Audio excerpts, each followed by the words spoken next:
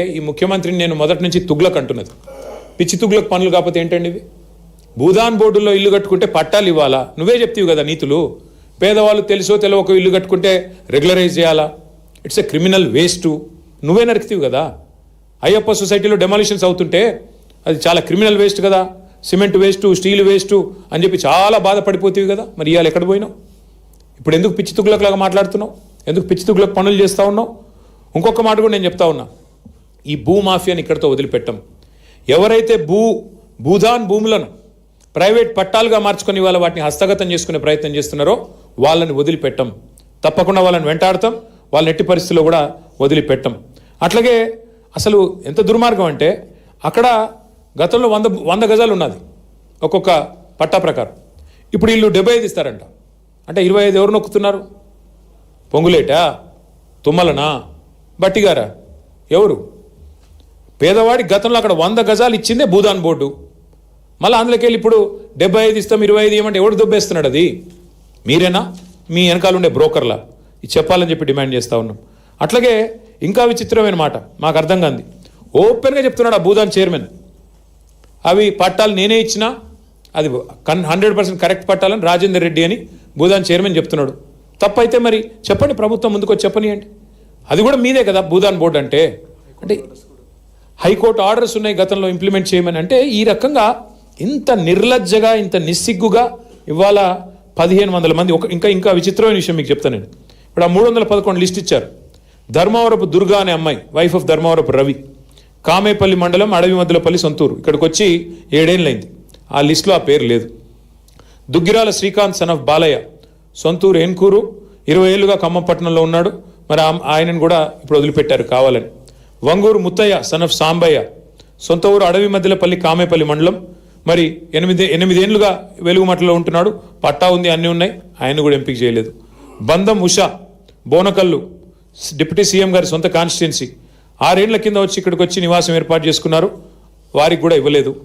సలీంద్ర Triveni, wife of Bhaskar, Chintakani, ఇది కూడా deputy CM constituency. మరి ఏం సర్వే చేశారో ఏం చేశారో కానీ వీళ్ళందరినీ ఇవాళ బజార్న పడేసింది ప్రభుత్వం. బజార్న పడేయడం అంటే నిజంగా మీరు పోయి చూస్తే తెలిసేది.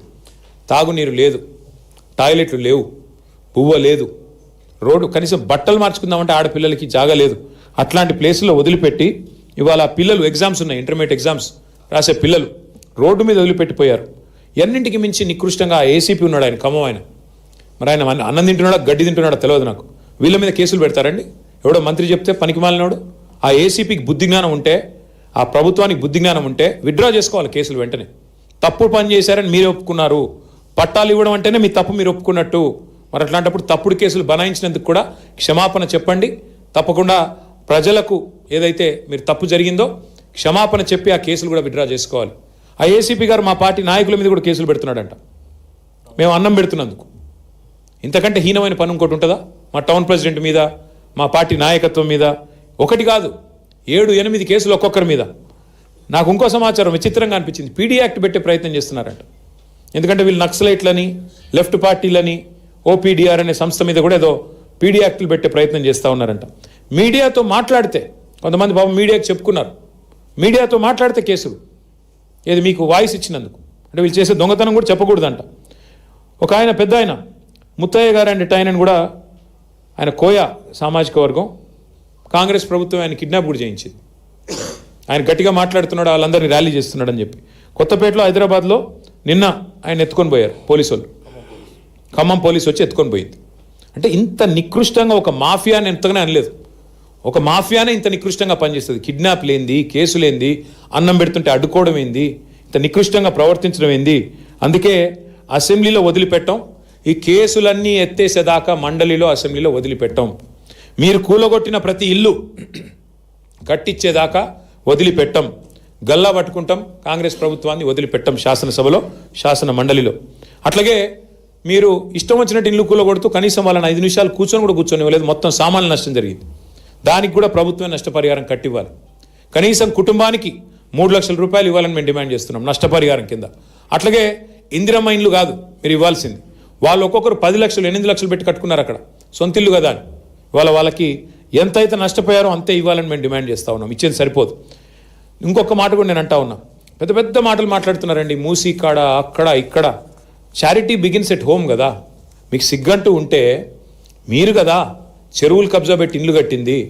ఇవాళ మీ రెవెన్యూ మినిస్టరు, మీ చీఫ్ విప్ పట్నం మహేందర్ రెడ్డి, మీ మంత్రి వివేక్, రేవంత్ రెడ్డి అన్న తిరుపతి రెడ్డి, మీరు కదా శిఖంలో ఇల్లు కట్టింది.